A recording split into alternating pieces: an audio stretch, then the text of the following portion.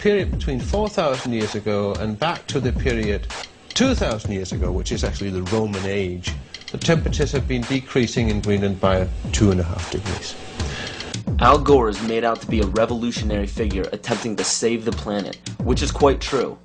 He just doesn't mention the fact that saving the Earth doesn't involve you. According to his agenda, it will result in massive land repossession and extreme limitations on food and water and fossil fuels for the public. And please note that Al Gore is a sustainable developer. The global warming lie is very popular today because it receives major media coverage and has an attractively titled goal of saving the planet. But how does this tie in with Agenda 21? The result of the 1992 Earth Summit Conference in Rio de Janeiro was the Kyoto Treaty. The Kyoto Treaty states that every country must drastically reduce the use of fossil fuels by mandate of the United Nations. Concentrations of greenhouse gases in the atmosphere are at their highest levels in more than 200,000 years. If the trend does not change, scientists expect the seas to rise 2 feet or more over the next century. Island chains such as the Maldives will disappear from the map unless we reverse the predictions. Thank you very much. And as of June 2007, 172 nations and other government entities have ratified the treaty. And if you were wondering how this ties into putting the Earth's priority above human survival in accordance with pagan beliefs, every country's deadline for the implementation of Agenda 21 and the Kyoto Treaty is in 2012.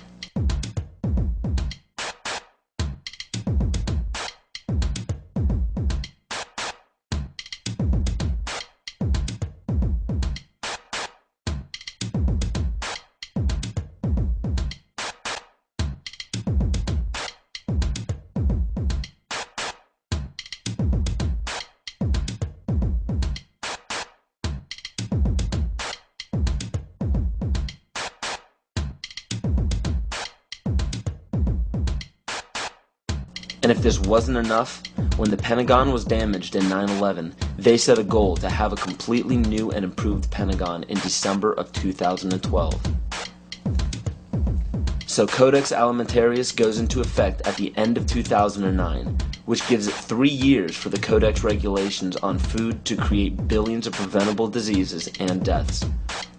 When citizens of every nation are dying of starvation and diseases and fear for their lives because of global warming and major catastrophes, they will do what the public has been proven to do in times of great peril. They will beg for their government to step in and do something. How are they going to get you to join the new economy? They're going to say, we have a solution. You see, one of the tricks of the Illuminati is they create a problem and then they provide the solution when you beg them to. And pray tell, what will the United Nations suggest when there's a global problem?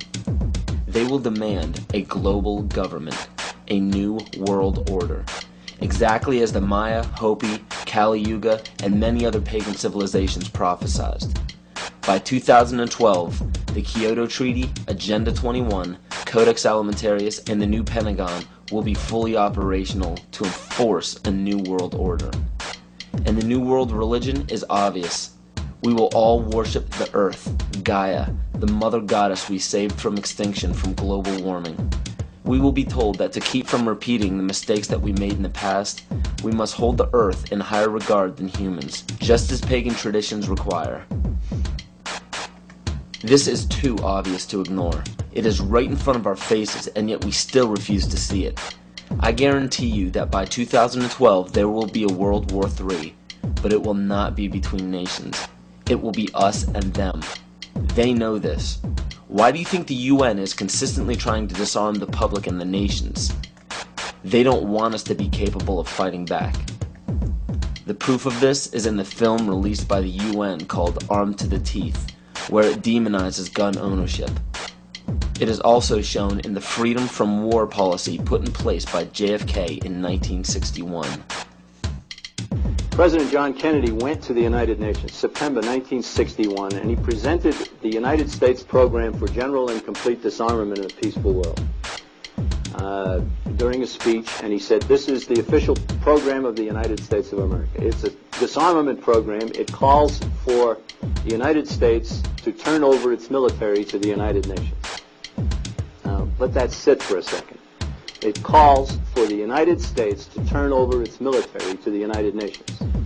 The program ends by saying progressive controlled disarmament would proceed to a point where no state would have the military power to challenge the progressively strengthened UN peace force. The UN would have all military power. This policy outlines some pretty scary scenarios when you understand what it reads. It calls for the disbanding of all national armed forces and the prohibition of their reestablishment in any form whatsoever other than those required to preserve internal order and for contributions to a United Nations peace force. This clearly shows that the UN is calling for all military power to be under their control. Inspection and verification must establish both that nations carry out scheduled limitation or reductions and that they do not retain armed forces and armaments in excess of those permitted at any stage of the disarmament process. Strategic delivery vehicles will be reduced, arms and armed forces will be reduced, and all the while, UN peacekeeping powers would be strengthened. A UN Peace Observation Group would be available to investigate any situation which might constitute a threat to or a breach of the peace. Establishing of a permanent international peace force within the United Nations, and depending on the findings of an experts commission, a halt in the production of chemical, bacteriological, and radiological weapons, and a reduction of the existing stocks or their conversion to peaceful uses. Peaceful uses of biological, chemical, and radiological weapons?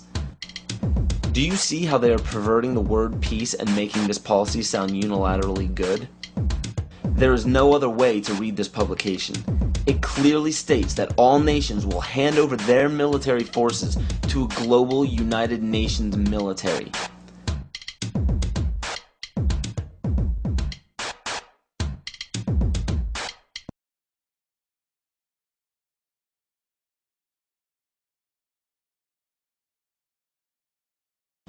The US population is currently around 300 million. The national debt is currently around 10 trillion. So the current debt, when divvied among the American people, comes out to approximately $33,000 and has been growing at a national rate of $1.46 billion a day since 2006.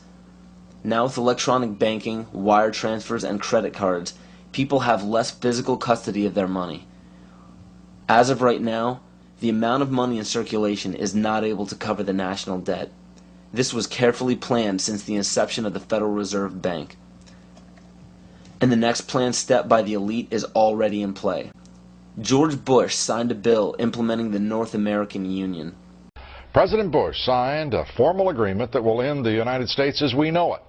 And he took the step without approval from either the U.S. Congress or the people of the United States. I think one thing people who are dollar-based need to focus on is the Amero. That's the one thing that nobody's talking about that I think is going to have a big impact on everybody's life in Canada, the U.S., and Mexico. The Amero is the proposed new currency for the North American community, which is being developed right now between Canada, the U.S., and Mexico to make a borderless community, much like the EU, and the dollar, Canadian dollar, U.S. dollar, and the Mexican peso replaced by the Amero. You see, the domination of government by business is called fascism. And I'm kind of wondering how many people know what NAFTA is, the North American Free Trade Agreement. Because under Chapter 11 of the NAFTA agreement, NAFTA tribunals trump all U.S. law if it conflicts with either A, World Bank's International Center for the Settlement of Investment Disputes, or B, UN Commission for International Trade Law.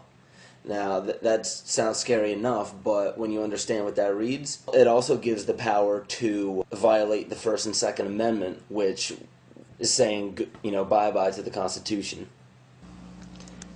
This will weaken national sovereignty and bankrupt the dollar we use now. After this happens, the Fed will call in all debts. When the debts cannot be repaid by the people, assets will be seized. And by this, I mean absolutely everything you own, including your property, your home, your vehicle, your furniture, and the clothes on your back. This plan is already in progress. And when it takes place, you will literally be owned by the Federal Reserve Bank.